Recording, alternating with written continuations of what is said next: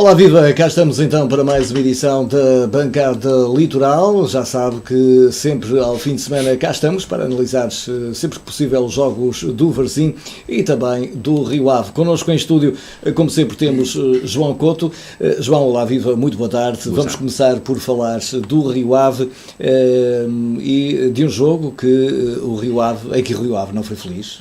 Uma derrota por 3-0 em Guimarães com uma equipa de peseiro que parece cada vez mais forte.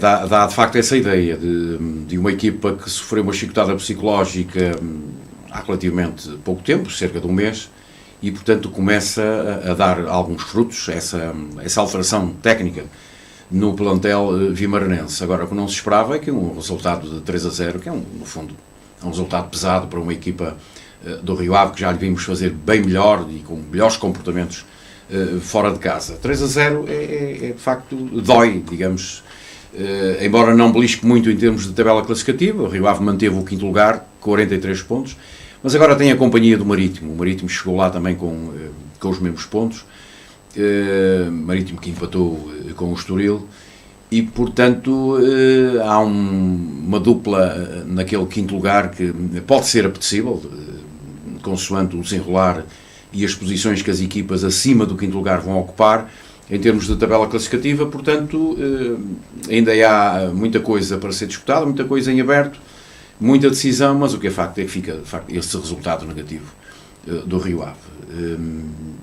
O campeonato continua, naturalmente, mas um quinto lugar para o Rio Ave diria que seria muito bom, apesar de nos últimos anos, face à estrutura, ao investimento que o Clube Vilacondense tem tido, tentar a Europa não seria nada mau, porque já lá esteve, gostou, naturalmente. Isso aconteceu por duas vezes. 2 anos consecutivos. Exatamente, e portanto tudo isso é prestígio que traz, é nome, e é também dinheiro, porque quem conheceu o Rio Ave há uns anos valentes, mas há muitos anos mesmo, e o conhece agora, está totalmente diferente para melhor.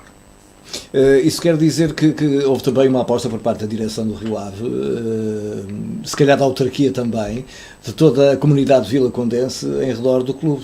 Algo que se calhar vai faltando aqui na Póvoa. Aqui perto, exatamente. Não é? Se bem que nós também aqui não nos podemos queixar muito, só que este apoio vem de muito longe, vem de facto de muito longe. É uma construção que foi feita passo a passo e o Rio Ave foi chegando lá, não é? Depois também tem a ver com os jogos de empresários, com os clubes. Tem a ver com isso, exatamente, tem a ver com isso, com as boas... Se calhar mais até por aí, não é? E claro, com as boas relações, com os bons negócios que o Rio Ave tem feito, mas já não é de agora, desde há muito tempo que o Rio Ave faz efetivamente bons negócios com os jogadores, mas ultimamente... Enfim, como disseste, são os empresários que lideram tudo isto. Eles tiram, eles metem, eles colocam os jogadores em qualquer sítio. Isto não parece, mas, enfim, são valores mais acrescentados.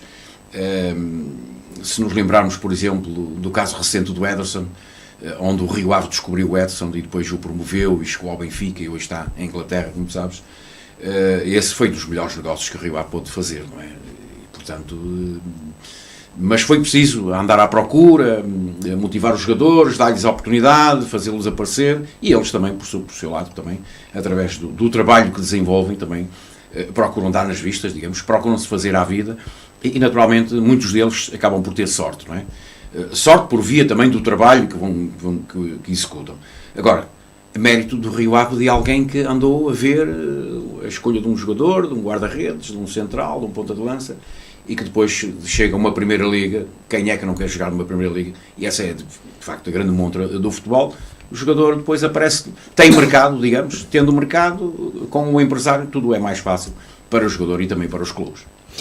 Vamos também olhar naturalmente a segunda Liga, daqui a pouco voltamos à primeira até para falar deste momento conturbado, parece que resolvido, do Sporting na Primeira Liga, mas para já vamos então à segunda Liga. O Varzim jogou esta tarde, tu dizias a passada semana, esperemos que o Varzim não escorregue na neve da Serra da Estrela, parece que a neve estava muito amontoada e a coisa aconteceu mesmo, não é? Olha, do que se sabe do jogo no Santos Pinho, na Covilhã, resulta o seguinte: resulta um Varzim que dominou, Um Varzim que aplicou praticamente o mesmo sistema tático aqui contra o Porto B, mas que desta vez não resultou. Não resultou porque não foi, para além de não ter sido eficaz, cometeu 2 erros defensivos que são imperdoáveis. Portanto, isto faz-nos lembrar a prestação do Sporting em Madrid frente ao Atlético. E por via disso acabou por pagar caro os erros que cometeu. Pura e simplesmente. Um Varzim mais dominador, naturalmente, um Varzim que chegou e que apresentou, imagina, em termos táticos, a mesma disposição que apresentou aqui contra o Futebol Clube do Porto. Simplesmente acabou por tem maior povoamento em termos de meio campo, segura melhor a bola, domina, cria algumas situações, mas não as situações claras de facto para golo. Quem as criou foi o Sporting da Covilhã, que aproveitou um lance aos 31 minutos, um cruzamento e logo na primeira cabeçada à baliza acaba por fazer o golo. Isto não parece, mas manda abaixo uma equipa, enfim, que não tinha outro pensamento que senão em marcar primeiro, em chegar primeiro ao golo, só que acabou por não o conseguir. Num jogo de futebol aberto, de taco a taco, com as duas equipas a envolverem-se, de facto, em querer chegar ao golo, acaba o Varzim por atingir o intervalo a perder. Não diria que de uma forma justa ou injusta. Praticamente estas coisas não se compadecem em termos de futebol. Isto vai do desempenho de cada equipa, dos melhores trunfos que tenha, dos sistemas táticos, etc, etc. Agora, no segundo tempo, o Varzim apostou um pouco mais no ataque. Capucho faz entrar logo ao intervalo o Malela, que vai para o lugar do Estrela. O Estrela foi um jogador que, como sabes, dissemos isto na passada quarta-feira, foi um jogador que veio para aí de 4 ou 5 meses de uma paragem por causa de uma lesão e que no jogo frente ao Porto aquilo parecia quase um peão de brega, estava sempre no chão. Eu não sei se é feitio do moço, não é? Mas pronto, o que é facto é que, e notava-se mesmo que ele é um jogador que gosta de ter posse de bola, e ao ter posse de bola, naturalmente, para poderes libertar a bola, cometes falta sobre o adversário. Mas o Malela, que levou com tudo nesse jogo de quarta-feira, hoje acaba por ser substituído ao intervalo, entrando o Malela então para o lugar do Stanley. Aqui o Varzim altera o sistema tático, naturalmente, passa de um 4-5-1 para um 4-4-2, o clássico 4-4-2, com Stanley e Malela na frente, só que depois acontecem aqueles chamados imprevistos de um Varzim que parece estar com o jogo na mão, parece que tem tudo prontinho para pelo menos chegar ao empate, já que o Varzim chegou ao intervalo a perder, mas depois a defensiva comete um outro erro, que se traduz num chutas tu ou chuto eu, e a bola sobra para o avançado, um Reinildo, o avançado do Covilhã, que, olha, com o guarda-redes adiantado, acaba por fazer um golo de chapéu. E, portanto, enquanto isto acontece, não há nada a fazer. Depois foi mais o coração do que a cabeça e, portanto, daí o que resultou de um jogo emotivo, agradável, muitas vezes de um futebol direto, muito dominado pelo Varzim, mas que, no fundo e na prática, acaba por não alcançar aquilo que o Varzim pretendia, que era, no fundo, pontuar. Conseguiu este Sporting da Covilhã, fez 42 pontos, ultrapassa o Varzim, que desce para o 14º lugar. Estamos a 6 jornadas do fim e o Varzim na próxima jornada recebe o Académico de Viseu. Imagina o Académico de Viseu, que hoje empatou com o Real Massamá, o último classificado, não diria praticamente condenado, ainda ninguém está condenado, mas ocupa a última posição da tabela classificativa, portanto um Viseu que venha à Póvoa discutir o resultado, mas o Varzim também terá, naturalmente, e jogando em casa, fazer um pouco melhor do que aquilo que fez hoje. Isto é, em termos de eficácia, não de jogo jogado, não de domínio. Aqui o Varzim esteve bem. Só que o futebol ganha-se com golos. E quem não marca, sofre. Foi o que aconteceu. João, entretanto, o Varzim jogou na passada quarta-feira, jogos à quarta acabaram, agora vai ser só ao Será a última quarta-feira desta época, portanto, o Varzim jogar à quarta. A partir daí será tudo ao domingo ou ao sábado. Isto depois, mediante a marcação da Liga. Do calendário. Do calendário, e sabes que muitos dos jogos, muitas das alterações que há nos jogos, jogares à quinta, jogares à sexta e por aí fora, tem a ver com o operador televisivo que escolhe, porque é ele que paga o espetáculo, digamos assim, não é? E é que escolhe essas datas e esses dias, às vezes dias um bocadinho impróprios, não é? Porque as pessoas trabalham. Então, tratando-se, por exemplo, de uma deslocação ao Algarve, ou mesmo a Lisboa, as coisas ficam mais complicadas. Praticamente não vai lá ninguém, e hoje na Covilhã estiveram, enfim, cerca de uma vintena de pessoas, portanto, é sábado, é certo que é sábado, mas também o ir à Covilhã não é a mesma coisa que ir aqui ao lado. Muito bem, o Varzim volta a jogar então quarta-feira, é isso? Quarta-feira, 4 horas da tarde. 4 da tarde, e nós cá estaremos então na própria quarta-feira com mais uma edição da Bancada Litoral. Para já, vamos também falar-vos da Primeira Liga e de como, de repente, o futebol ficou incendiado ali para os lados de Alvalade, com tudo aquilo que se passou depois do jogo do Sporting contra o Atlético de Madrid, em Madrid.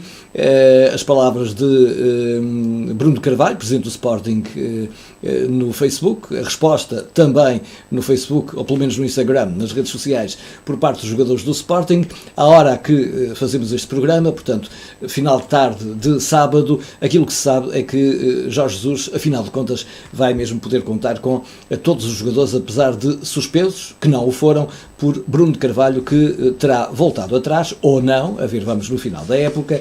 Mas, João, como é que tu vês, como comentador desportivo, já estou a ver um sorriso na tua cara, como é que tu vês isto?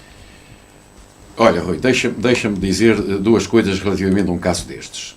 É por estas e por outras que o Sporting, isto numa opinião muito nua e crua, é por estas e por outras que o Sporting não ganha nada.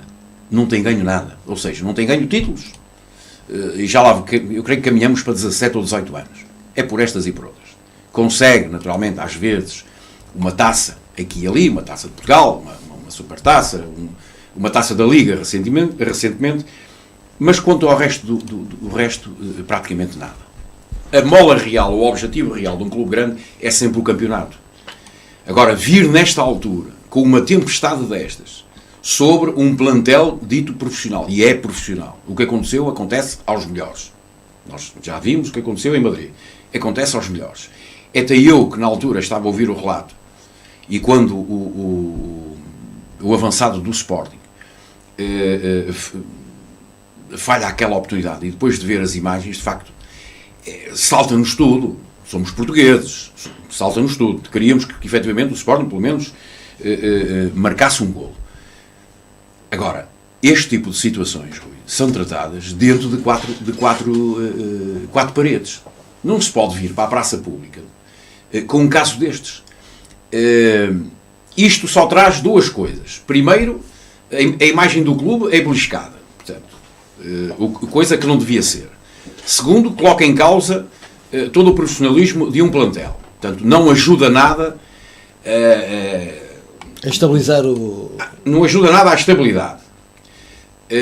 Eu faço ideia àqueles órgãos sociais do Sporting, conselhos leoninos, conselhos Francisco Strombo e por aí fora, eu faço ideia àquela gente, o que é que vai pensar de tudo isto? O que é que pensa de tudo isto? É uma coisa, quer dizer, o Sporting tem uma direção, ou não, porque quando a decisão é unilateral por parte do Presidente de tomar esta atitude, sem consultar o resto da direção, também põe em causa a própria direção, digo eu. Claro, mas deixa-me ainda chegar à outra parte. É que isto, para a concorrência, digamos, para os adversários, isto são trunfos que se dá. Não pode. Isto não pode acontecer. O Presidente tinha alguma coisa a dizer. No primeiro treino a seguir ao jogo de Madrid, chamava os meninos todos à pedra e dentro do balneário. É importante, sem faltar ao respeito, e com a máxima educação, dizia-lhes de facto aquilo que tinha sentido ao ver as imagens. Como sabes, o Bruno de Carvalho não foi a Madrid. Acho que aconselho médico. Creio que é isso. Creio que não. Creio que ia ser pai. Terá sido isso. Mas ainda não foi. Ainda não. Não, ainda não foi. Mas pelo menos uma das versões seria essa. Está quase. E, portanto, chamava a atenção aos meninos, ao plantel, tinha uma conversa com eles, uma daquelas reuniões à porta fechada, etc, mas cuja conversa tinha que ficar ali. Eu sei que não é muito fácil. Nos clubes, eu sei que isso não é muito fácil. Porque o jogador, muitas vezes, o jogador é como um trabalhador. Quando o dia não correu bem, chega a casa e traz um semblante perfeitamente carregado. Portanto, e há alguma coisa. E em casa as pessoas conhecem-se todas umas às outras. E às vezes há um primo, um tio, um cunhado, não sei o quê, que entrou em casa e detecta ali que qualquer coisa não esteve bem no dia de trabalho do jogador, do profissional de futebol. Eu sei que isto é difícil, mas pronto. Agora, há que evitar todo este cenário, não é? Porque as televisões o que quiseram foi aquilo. Espetáculo. Os jornais é aquilo que vende. Exatamente. É aquilo que suscita o interesse da opinião pública, é aquilo que vende. Porque o que aconteceu, repara, não é normal. Eu nunca vi em clube nenhum do mundo acontecer uma coisa destas. Não é? Exceção feita há dias na Grécia com aquele presidente, aquele multimilionário grego, etc, que aparece armado. Não é? Com uma pistolazinha à cintura. Eu creio que isto é sintomático. Quando o Sporting ganha a Taça da Liga, este ano está em primeiro lugar no campeonato. E o Bruno de Carvalho arranja toda aquela guerra na Assembleia, quer os poderes e diz que se vai embora e sai reforçado. Agora que o Sporting está dentro de todas as competições ainda, arranja outra guerra sem necessidade nenhuma. Isto é, da primeira guerra, o Sporting baixa do primeiro para o terceiro lugar. E nesta guerra, o que é que vai acontecer? Olha, não sei, Rui. As informações recentes dizem que os jogadores podem jogar. O Jorge Jesus fez uma convocatória dita normal, portanto, com aqueles jogadores que ele entende que devem jogar, portanto, os jogadores profissionais. Mas isto é um facto que já passou fronteiras. Por exemplo, eu já não falo do jogo de amanhã com o Passos Ferreira, mas no jogo de quinta-feira com o Atlético de Madrid, o que é que os jogadores de Sporting vão sentir ao entrar em campo com os colegas espanhóis que sabem o que se passou depois do jogo deles, em que foram suspensos, despedidos, depois já não são suspensos, vão e fica-se à espera do final da época? Isto é, que espírito é que o jogador do Sporting, com que espírito é aquilo que vai entrar frente ao Atlético de Madrid? Olha, acima de tudo tem que ser profissionais. Eles têm que ser profissionais. Portanto, têm que desempenhar e têm que defender as cores para o qual são pagos, para o qual têm contrato e, portanto, têm que ser profissionais ao mais alto nível. A partir daqui, o resto a nós não nos interessa. São jogadores que vão estar debaixo de muitos olhares, face ao desempenho que vão ter. Alguns deles vão entrar em campo como varas verdes, porque se alguma coisa correr mal, e naturalmente que ninguém é perfeito, e no futebol não há perfeição. Pode haver mais Facebook. Claro, pode haver mais reações do Presidente, mas eu espero que não, porque aquilo que ele fez enquanto Presidente é de facto inqualificável. Eu nunca vi em clube nenhum do mundo, clube regional, clube distrital, clube dito popular, etc, um Presidente fazer uma coisa daquelas. E depois ele deu uma no cravo, outra na ferradura. Não foi ele que disse aos sportinguistas para não verem mais canal nenhum de televisão. Não foi ele que disse para não se comprar mais jornal nenhum dos jornais ditos normais, desportivos e não só, etc. Foi ele que disse. Então, e é ele que na mesma noite faz uma chamada para um canal via cabo. Ele próprio telefona para o Exatamente, canal. E se calhar o mais negativo que ele tem atacado mais, ele liga em direto para esse canal. Portanto, Bruno de Carvalho pode ser muito leão, muito sportinguista, nós não duvidamos disso, mas enquanto Presidente não tem que ter este tipo de comportamento. Se tem um temperamento, enfim, fora do comum, não é para um Presidente de um clube. O Presidente de um clube tem que manter a sua postura, a sua presença, enfim, o seu nível, etc. Presidente adepto não funciona. Sabes muitas vezes o que é que me faz lembrar este temperamento do Bruno Carvalho? É quando estão a presenciar um jogo de futebol em casa do Sporting, ou mesmo fora. E, portanto, há ali dois presidentes dos dois clubes que estão a jogar futebol ali embaixo, no relvado. E uma equipa de um dos dois marcou um golo. E há um presidente que se levanta, enfim, braços no ar, gritos, etc. Não pode. Isto não pode acontecer. Aconteceu uma vez, eu lembro de uma vez, de ter acontecido com Vale Azevedo. Meu amigo, a este nível não. Ou então, a pessoa quer se manifestar, quer de facto, enfim, passa para o outro lado, mete-se no meio das claques, que é do próprio clube, toda a gente conhece, então tratando-se de Presidente, e anda ali aos pulos, aos abraços, etc. Aí sim, aí é outra coisa. Portanto, aí ocupa um lugar em que, de facto, se pode manifestar e bravestar, etc. Eu sei que não somos todos iguais. Cada um de nós tem o seu temperamento. Tanto presidentes, como adeptos, como até treinadores. Há treinadores que não acontece nada, não se passa nada. E tu vês. Sempre mãozinhas nos bolsos, ou coçar na cabeça, ou pôr a gravata direita, ou e tal. Há treinadores que não acontece nada. E há outros, dá cá aquela pá. Eu lembro do Paco Fortes. Quem se lembra do Paco Fortes? Do Farense. Quando treinador do Farense. Era uma coisa insuportável. era pior que, sei lá o quê, pior que uma pulga aos saltos. Às vezes por coisinhas que não faz sentido. Mas hoje o Paco Fortes, enfim, ele podia assistir a um jogo de futebol, não assistia era ao segundo, porque já estava castigado. Sabes que hoje, com a presença do quarto árbitro, atrás tens os delegados da Liga e por aí fora, etc. Há outras exigências. Exigências e não só. E o Paco Fortes corria a linha lateral toda até a linha de fundo. Hoje não. Tens a chamada área técnica e dali não podes sair. Ou não deves? Não pode. Não pode, porque senão é chamada a atenção e o árbitro, oh, amigo, balneários, porque o senhor aqui está-nos de facto a perturbar o bom andamento do jogo e do espetáculo, etc. Portanto, as coisas são um bocadinho diferentes nesse aspecto. Olha, esperemos que tudo isto no Sporting acalme, para bem do clube, para bem das competições em que o Sporting está envolvido. Repara, é o único clube em Portugal que está nas competições todas. Verdade. E que as pode ganhar. E a única que não está, que foi a Taça da Liga, já a ganhou. Exatamente. Percebes? Portanto, isto é preciso haver enfim, porque tal como eles dizem os sportinguistas, isto é uma instituição. Por isso é que tem o nome de Sporting Clube de Portugal. E não, enfim, outro nome. Muito bem. Muito obrigado, João. Tínhamos que falar naturalmente deste assunto na bancada litoral, que regressa então na próxima quarta-feira, porque o Varzim joga então na quarta-feira com o Académico de Viseu. Nós ficamos por aqui no nosso programa. Tenha acima de tudo a continuação de um antigo dia com a Norte Litoral TV. Até quarta-feira.